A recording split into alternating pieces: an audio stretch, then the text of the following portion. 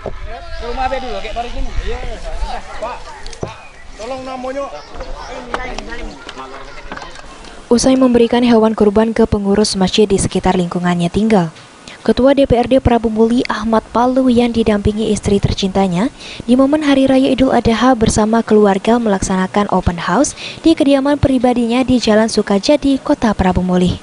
Dari pantauan PAL TV, masyarakat umum maupun kerabat dan para pejabat baik di lingkungan pemerintahan Kota Prabu Muli maupun di lingkungan DPRD Prabu Muli sendiri sudah terlihat silih berganti mendatangi kegiatan open house Idul Adha yang dilaksanakan Ketua DPRD Prabu Muli.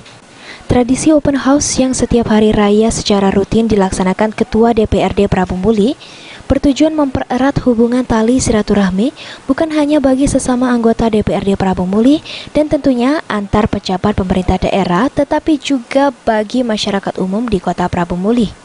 Sambil menikmati santapan makanan dan minuman yang disediakan tentunya oleh Ketua DPRD Prabu Muli serta keluarga, juga menyempatkan diri untuk berfoto bersama kepada masyarakat umum.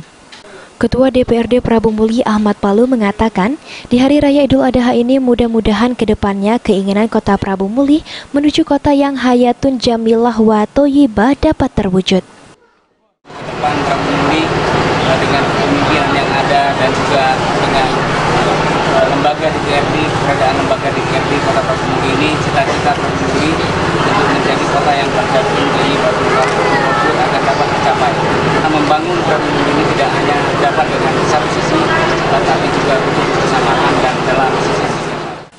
Selain itu, Ketua DPRD Prabu Muli Ahmad Palu juga berharap bagi para jemaah haji dapat menjalankan seluruh rangkaian ibadah di Tanah Suci dan kembali ke daerah masing-masing dan menjadi haji yang mabrur. Dapat kembali ke Indonesia, ke Kota Prabu Muli ini, kemudian kita sama berdoa mudah-mudahan semuanya akan menjadi haji yang mabrur dan mabrur.